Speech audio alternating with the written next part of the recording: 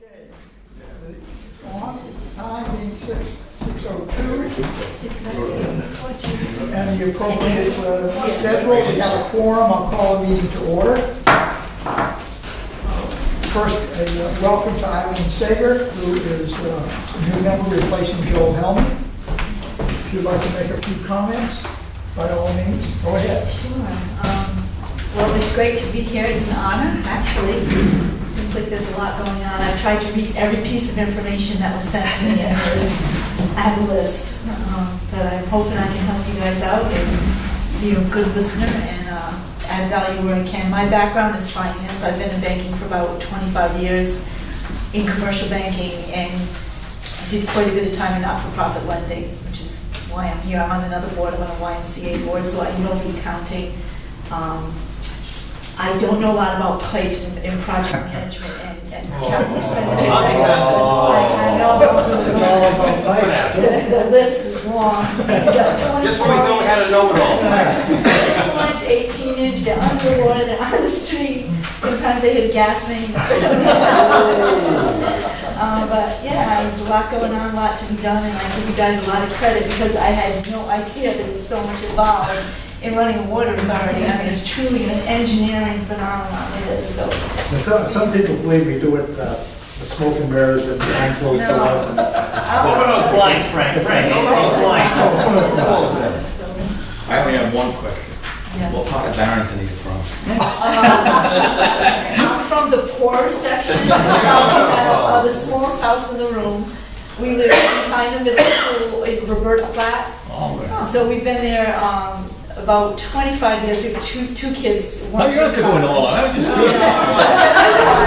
It's a small house. We go down the water. Hoping you were going to say Bay Spring. Yeah, well, we're very close to it. It could be Bay Springs. It's just off of Lincoln Ave. So, yeah, pretty simple, straightforward.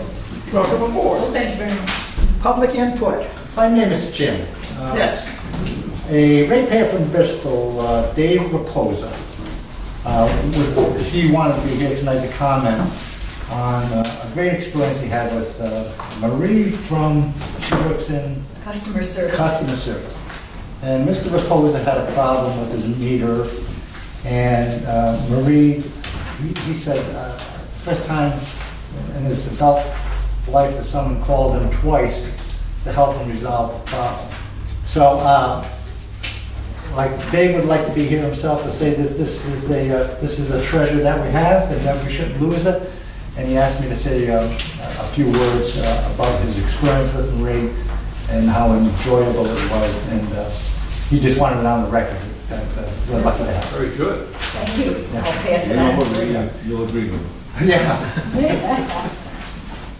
Okay, the FY 2017 audit report. That's contained in the latest form. Right. Yes. I'll just introduce this is Kyle Connors. He's from the audit firm that did our audit, and I had asked for any questions advanced from the board before. I didn't receive any, so I'm going to go through and give just a brief outline of some of the facts, and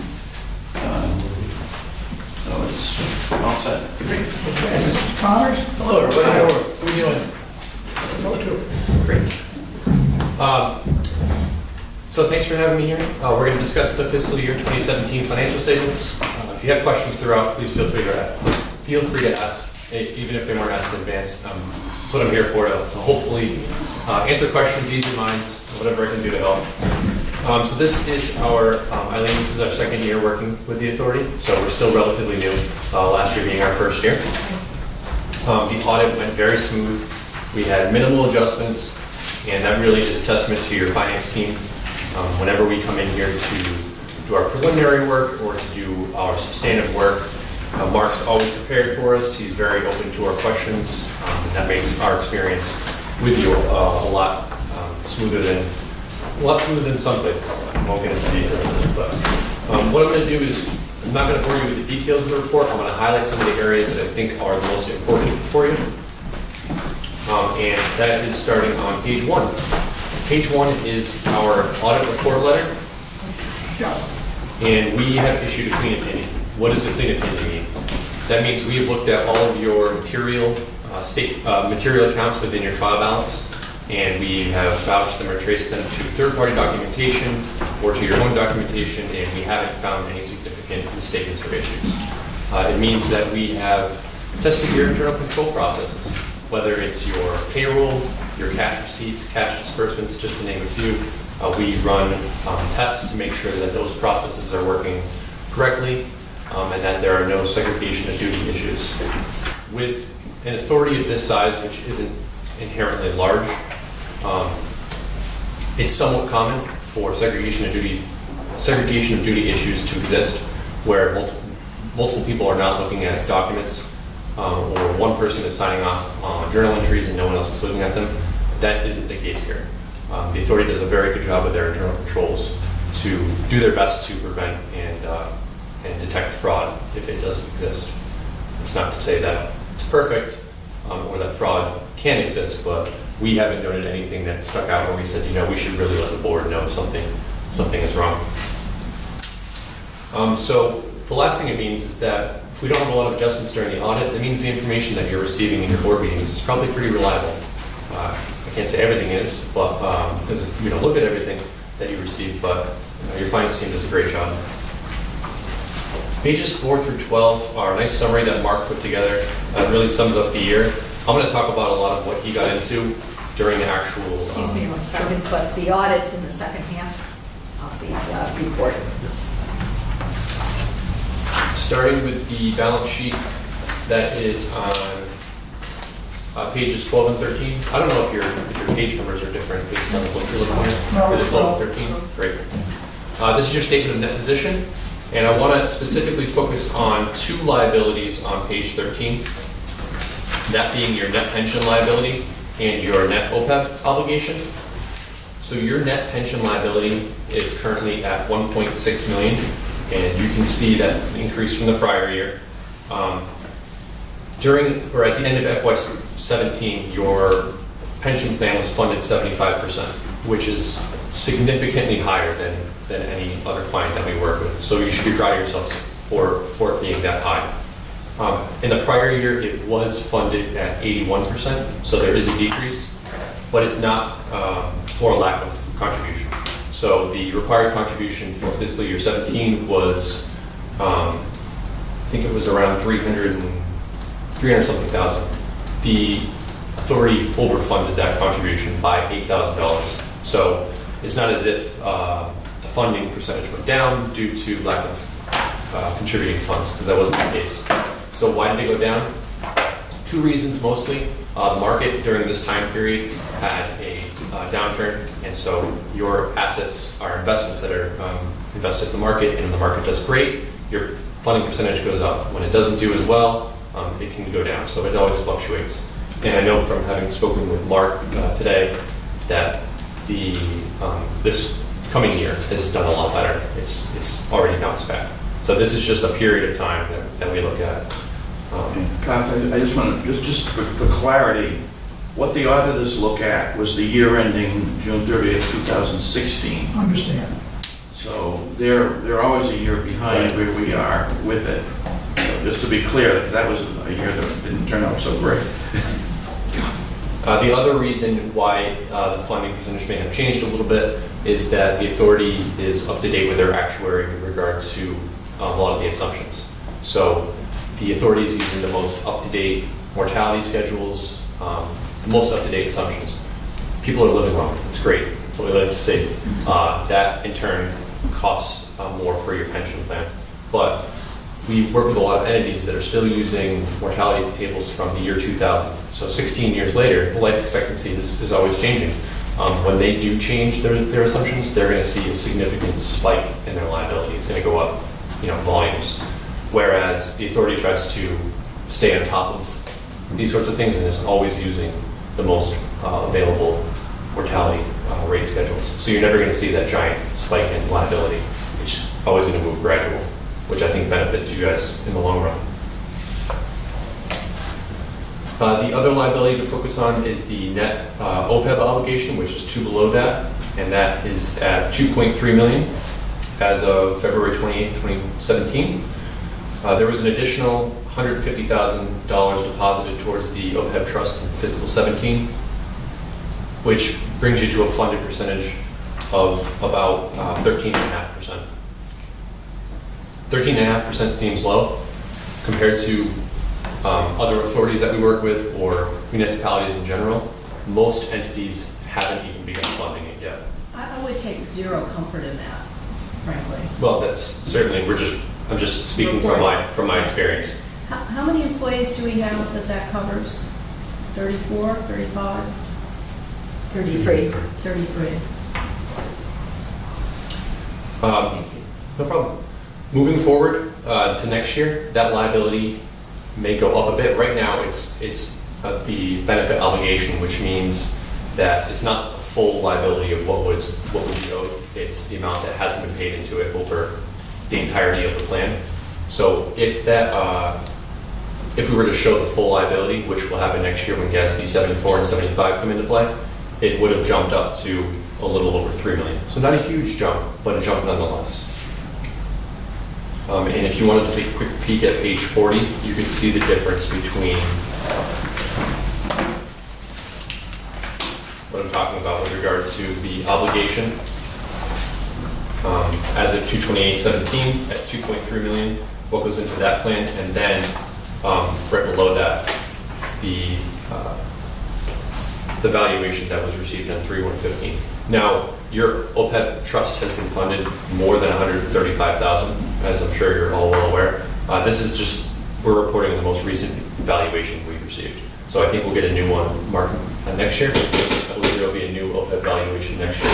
You'll see that actuarial value of assets jump up probably about 200,000 or so.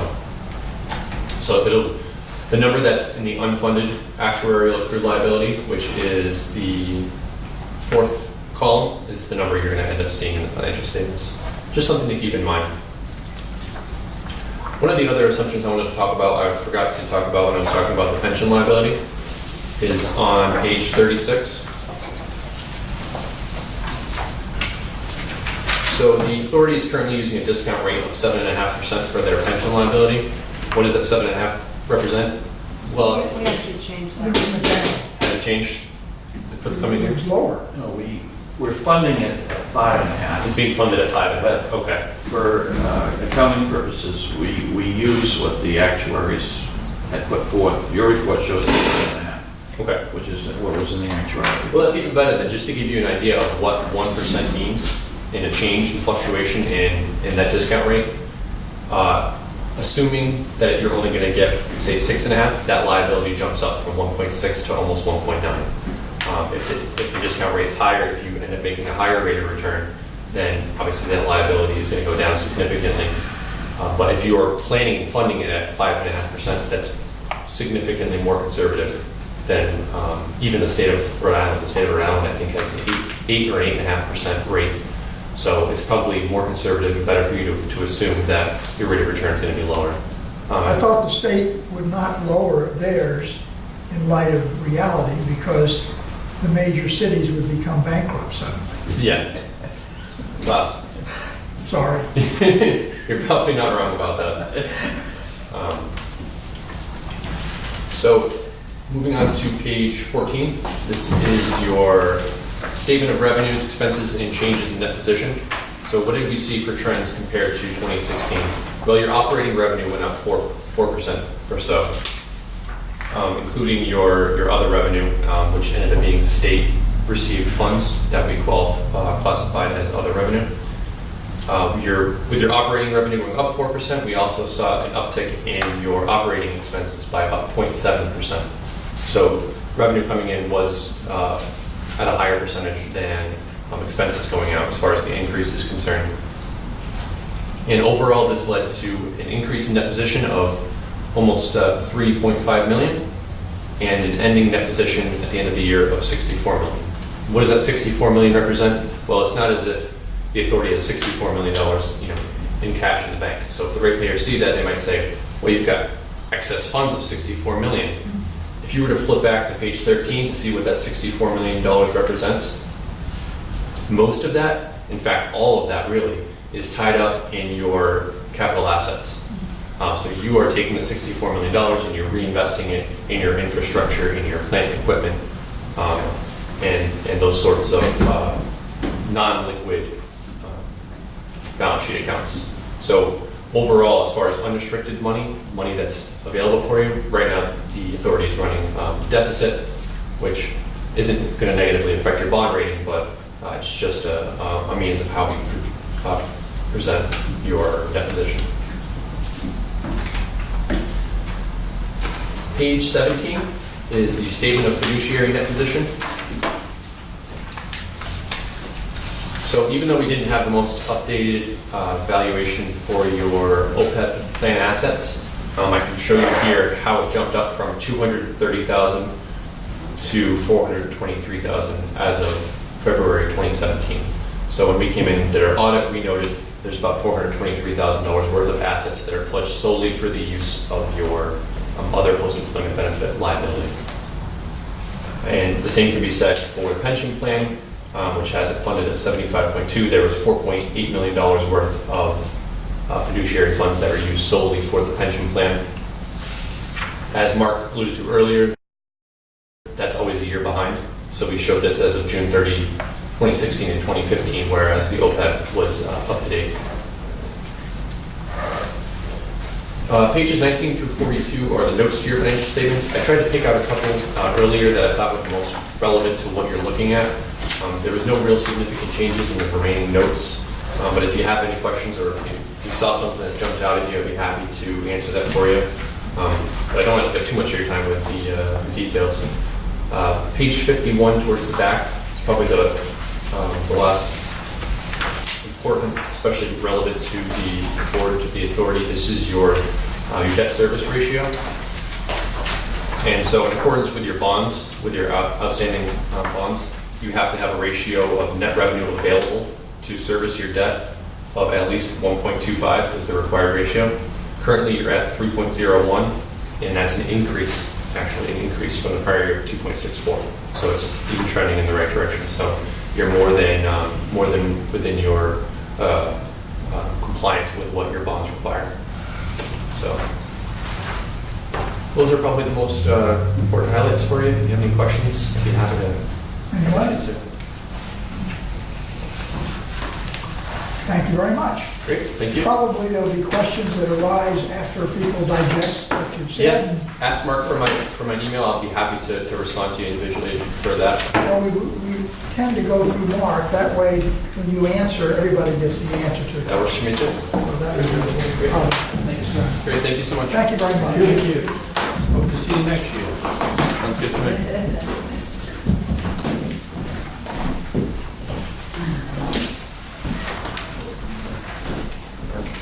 We go to the minutes now. Chair will entertain a motion to adopt the minutes of June 29th. So moved. Is there a second? Second. Any discussion, changes, what have you? I had something I sent to Sid, and you took care of that, right? Okay. It was just a minor, It was a comment that I had made about your vote, on the vote. qualifying your vote. Okay. Right, qualifying my vote on the executive Goals. goal. Thank you. Okay, are we ready to vote? All those in favor, please say aye. Aye. Any negatives? It's unanimous. So I have to abstain, Mr. Chairman. Let's show off more. Try my best.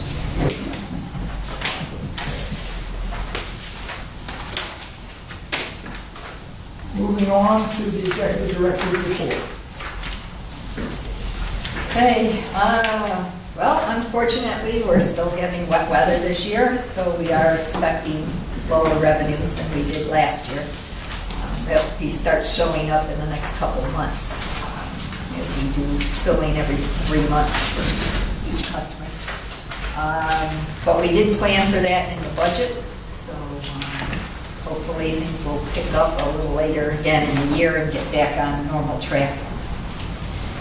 We want to mention we did hear back about our sampling for the Upper Kickamuit Dam. The samples are looking pretty good, so there's a good chance that we might be able to move forward with breaching that dam. So we're going to, Joe's been working with the state on getting them all the information and getting a continuance on their order to clean the dam and restore it. So at this point, we'll be meeting with the committee that's been set up with the town and Save the Bay and the Kikemewett Watershed Group, and see about moving forward to get the next part of the study done. And who has the actual final say that says, yes, we can remove it? State Which department? DEM, there's DEM. there's a dam Office of dam safety. Yeah. That's not the dam office of safety. No, okay. Could be. Construction projects are all going well. We've had a few glitches, as you've heard, on Water Street, but that actually is moving right along. They're starting up, working on sewer right now this week. They'll be starting up the water again next week. And we've been very lucky in the respect that the water main was shallower than expected. So we're pulling out the old main and putting in the new one in the same trench. So that's been going very well and moving right along. So main issue, of course, it's a very narrow street. There's a lot of businesses and restaurants on Water Street. So there's a lot of concern by the town and with the businesses to make sure that access is maintained. And it's a tough summer for businesses there. Pam, I had a question. When the new line was put in, I noticed it runs along the curb, the west curb. Is that the original location of the old line? Or Yes, that it was is. Yeah, Okay. that's where it was. I was just wondering if we had selectively chose to put it there. No room. That was the only place it could go. Yeah. As you know, there's several gas mains, there's an existing sewer line, and they're also putting in the new forced sewer main. Have they started on the sewer line? Yes, they did. They did. I thought they were supposed to. Pam, would it have made a difference if we had bid the contract to be conducted at night instead of during the day? Probably wouldn't be doable because there are a lot of residents on the street as well. A lot of So noise. working at night is usually not favored. We did some work at night on Main Street, mainly because of the traffic issues. Gotcha. Pam, I just want to comment, I've been down several times, and even though you read the Gazette and it says there's big tragic gas leak and all this, I think they've done a Yeah, superb They've job done under the conditions. That's not an easy spot to work in. no. And we're going to get complaints if we didn't do it, so I really think they've done a very good job. I think we've got an excellent contractor. We're You're very not lucky. going to get much better, I don't think. No. And the fact that they are also doing the sewer project, it would have been extremely difficult to have two different contractors trying to do Those that. old sections of Warren and some in Bristol too, nobody really knows where any of those utilities are. No, because between gas and water and sewer, you also have drainage I lines. remember when we did the sewer between Redmond Street and Kikemewett Road in Warren, we ended up replacing just about everything, because nothing was where it was supposed to be. And we had telephone cables in there too, in that one. It's where they're running into some problem issues now with the drainage. and trying to- That's another one, Yeah. yeah, drainage, yeah. Mhm. I think they've done an excellent job. Has anybody from the Water Authority been asked to be at the meeting, Warren Town Hall on Monday night? There's a, Yes, okay, we'll be there, okay. myself and Sue Okay. Rabideau. Generally to answer questions, the town is going to do the presentation Correct. overall.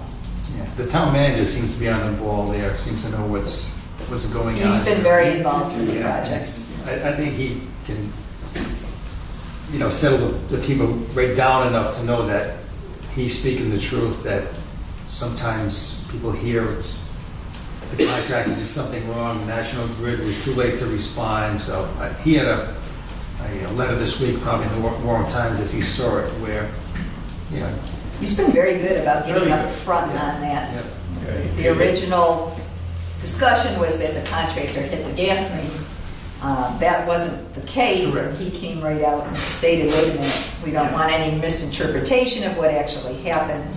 You know, that was, I thought he made a lot of good comments at the last town council meeting that I attended, and there were complaints from the residents, from the business owners, and I thought he gave some good positive answers and the problems that are being faced in the whole project.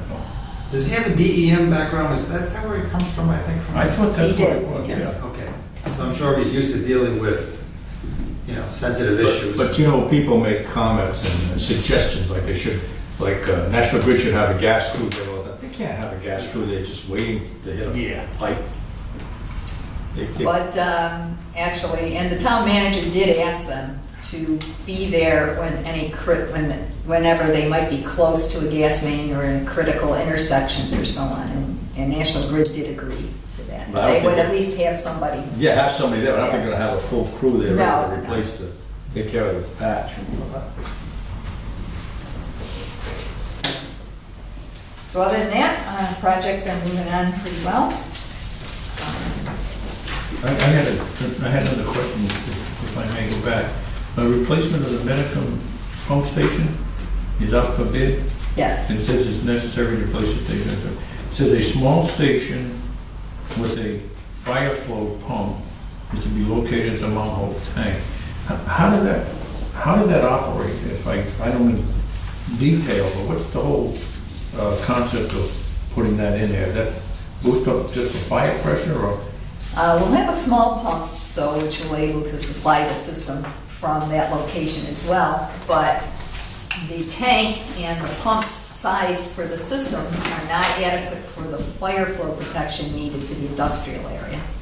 The industrial area requires more like 3,000 gallons a minute. So this is a supplemental pump? So this will be a supplemental pump. It's a large fire flow pump built installed just for that Basically, that was purpose. my question. Yeah, it didn't say that, because I underlined and had a question about the same thing. If you just said that a supplemental pump is required for adequate fire flow, I would have known what you were saying. And I had a question about our website.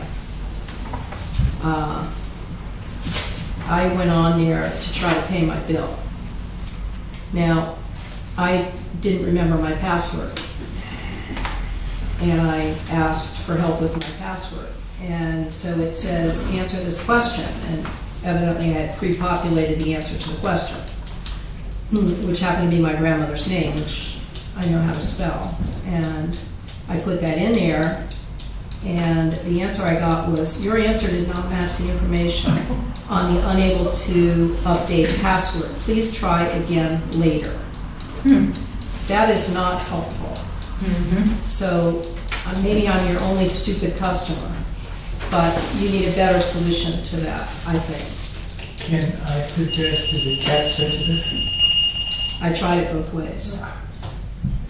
And I tried even thinking maybe I misspelled, I put an A in instead of an E. So I tried a bunch of variations and I got the same error message. But please try again later. And I tried again later. I thought, well, maybe the system was being updated. Should have just let you reset it. Doesn't. Didn't let me. Sounds like a state operation. Doesn't even keep trying. The other thought would be first letter cap, the other not cap. That's what I tried that variation. All caps. No, I never put anything in all caps. So I tried first name lowercase, first name first initial uppercase. Have you tried it since? No. No, but I waited a few hours and tried it again. So if this happens to customers, you've supplied them with a dead end, other than calling you. Right. Well, usually if they call us, we can get anything Right, that but they haven't straightened out. maybe I'm among the minority. I like to solve the problem myself, and most vendors I deal with, if I can't, and I just got a new computer, which is part of what's causing the problem, because my passwords aren't in there. Well, I'll pass it on to Randy and have him take a look at it. Okay. Thank you. Any other questions or comments regarding Pam's report? Yes, I am. Yes. of new personnel. It just came to my attention, we noticed that you made a mention that the new employees, a member of the fire department, we had any success with what I asked about the possibility of the Oh, they do. towns of Warren and Bristol utilizing our personnel during major fires? Yeah, we've been doing that right along. Okay, that's accepted. All right. Mhm.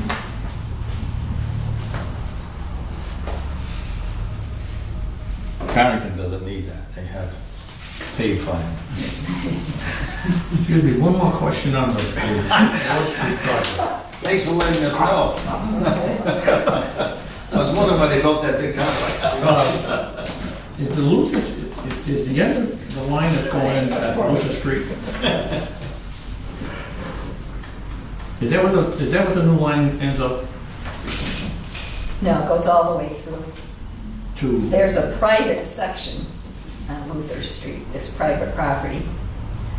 But we got an easement for that, and we're running the water main right through.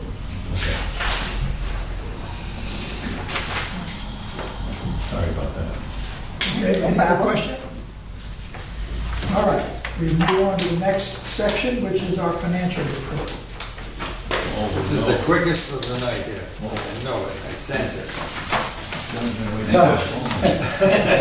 Forward to Mike. Okay, I think you've all had the financials for a week or so. Yes. I think they were sent out in the packet. And no big surprises or anything, but the financials are done on the accrual basis, so it takes a few months behind the actual drop in usage to catch up with itself, because in June numbers are based on, the billings that go up in June are based on April, May, and June. So the spring, it'll take a couple of months for that accrual to go down a little bit with the numbers that Pam's giving. So,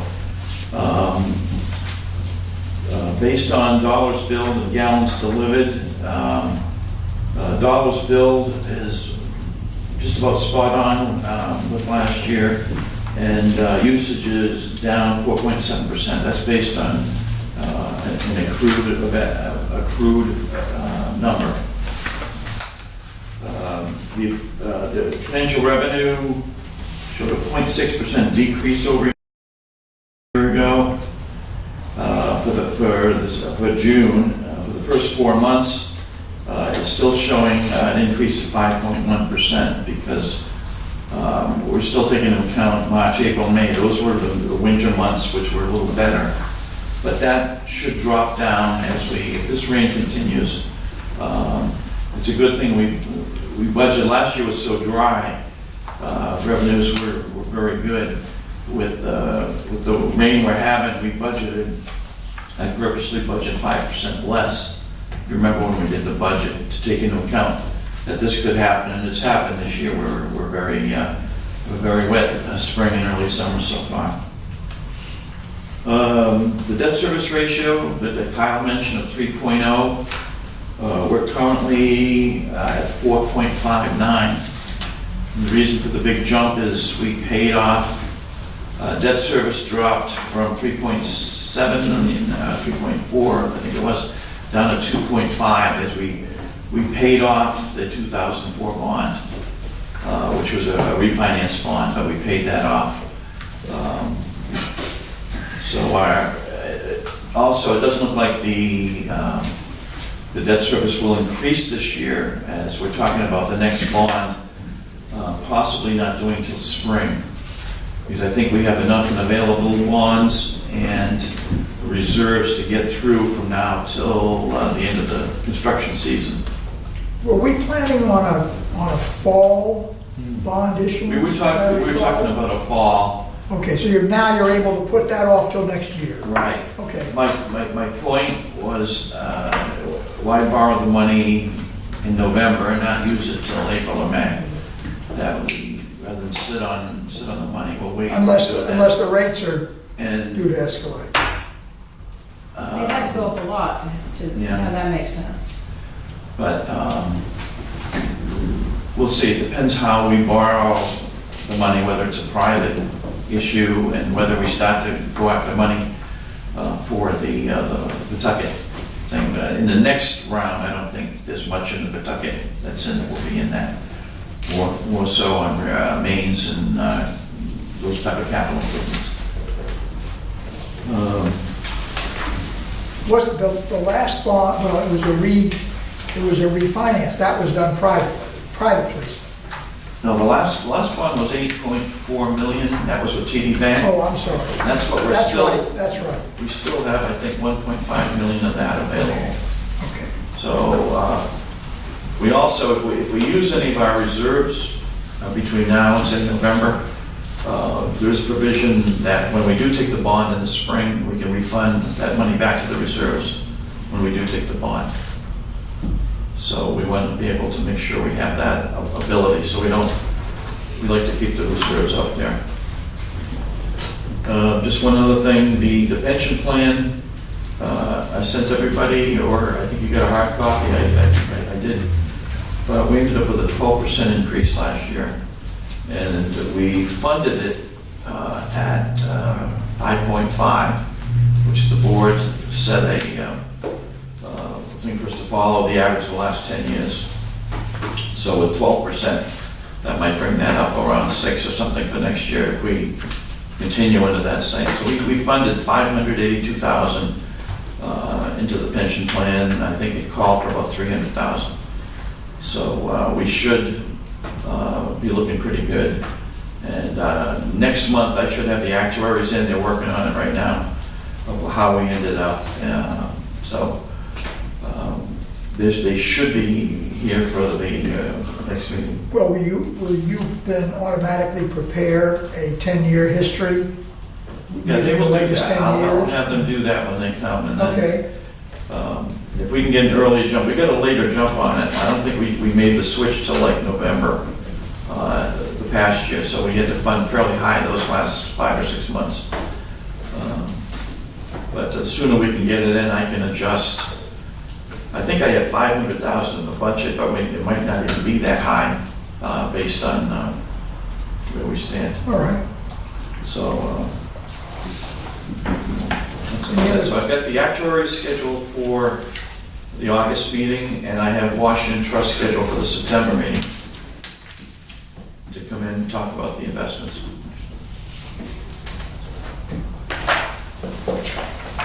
Mark, I had a question. Sure. Yeah, On page 6, the total expenses, budget, over budget, it showed the negative 132,000. You expecting to catch up on those expenses, or is that figure's kind of high, and I was just wondering if they're... We're at 96% total, which is 132, might sound like a lot, but at 96% of budget is a pretty good number. No, that's what I'm...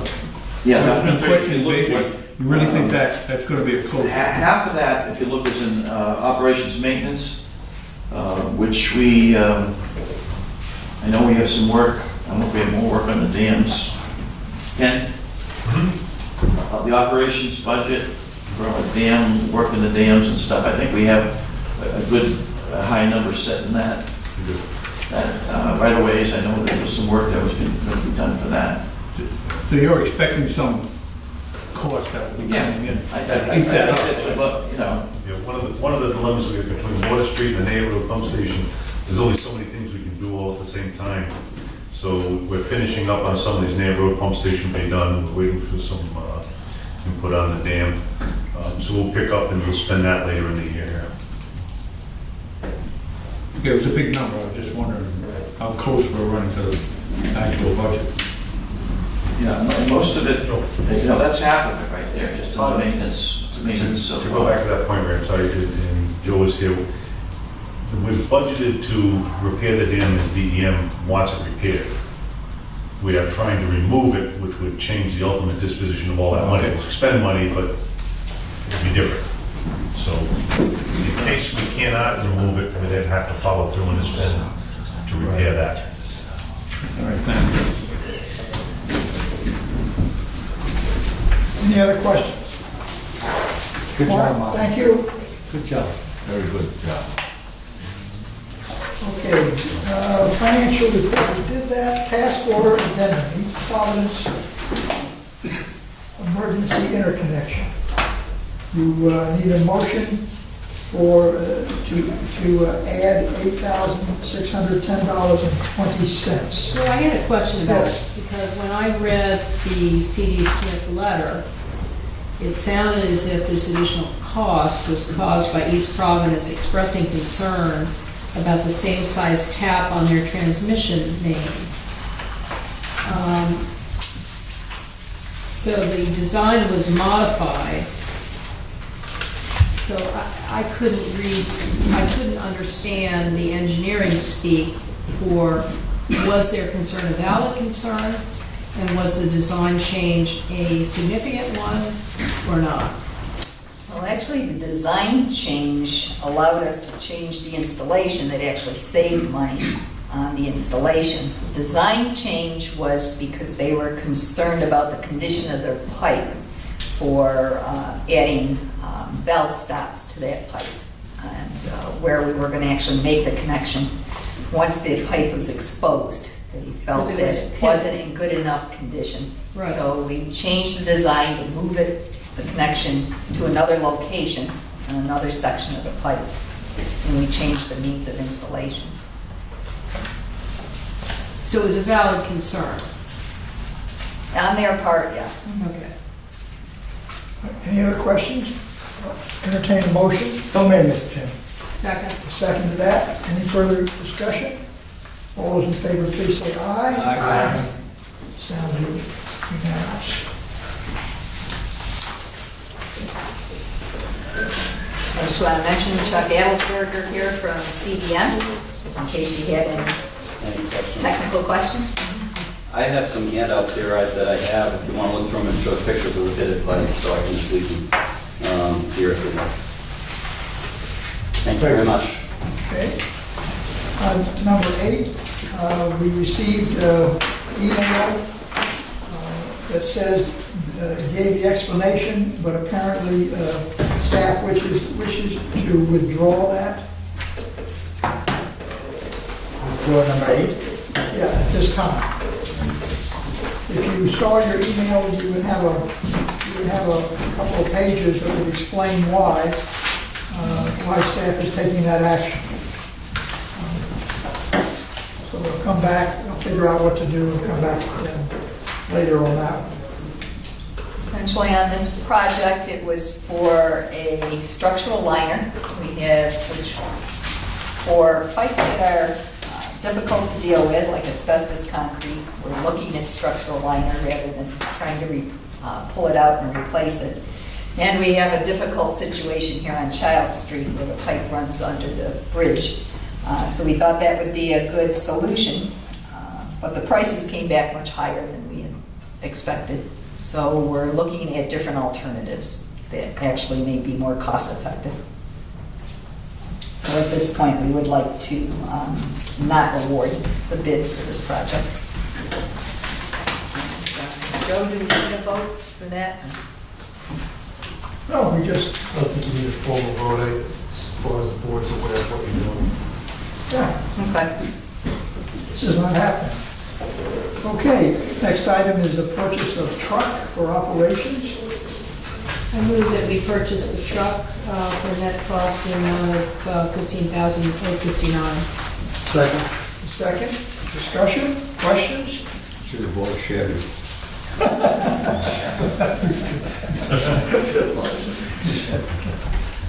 Is this the aluminum body? No. He's biased because he's Oh, been driving a wouldn't, Chevy. okay. That's a standard truck. This will be, this is We'll be putting a aluminum. plow on it though. Steel body, Aluminum, aluminum. all the Fords are aluminum. And you need a motion to approve Pam's vacation? Yes, well, of course, let's gotta vote make on it- this first. We gotta vote on this truck. Motion has been made and second, so you didn't, just I call asked if vote. there was any questions, let's vote on it. All those in favor say aye. Aye. It is unanimous. Now, Pam's vacation, which is required before the board because it is 11 consecutive days rather than 10. Move to approve? Second. Any discussion? We're not going to ask where you're going. All those in favor, please say aye. Aye. Thank you. We'll have adequate coverage.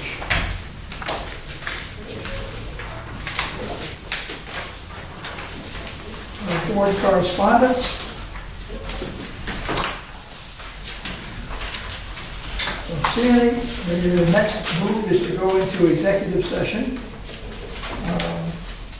Let's see here, we have two reasons to go in. Last meeting, we had two items to discuss in executive session. They were both under the same number. Now we find there's a 13, 12, and a 13.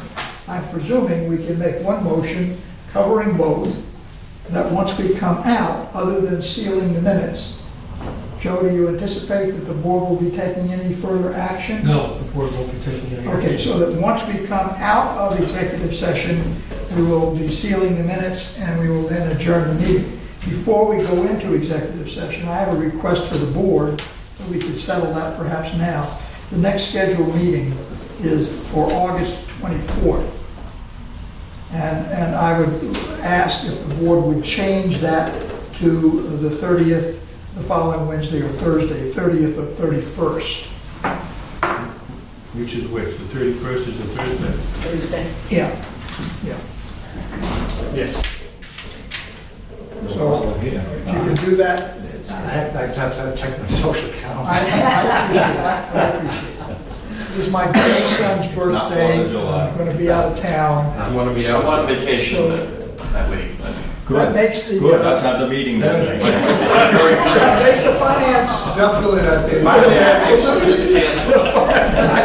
Don't show up.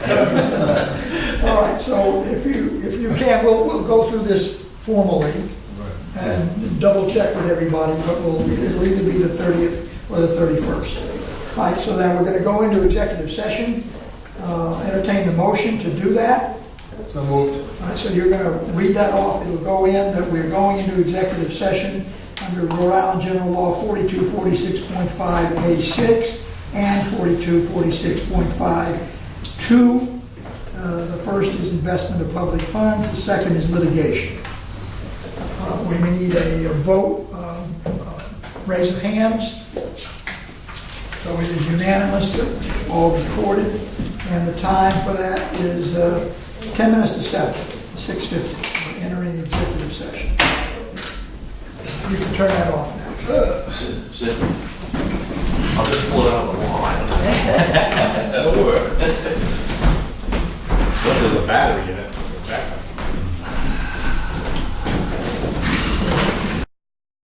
We mind. Right, we have come out of executive session. It's now 7:16 in the evening, and I'll entertain a motion to seal the minutes. So moved. You Second. got a second? Okay, those in favor, please say aye. Aye. And now a motion to adjourn. So moved. Second. All in favor? Aye. Thank you, ladies and gentlemen.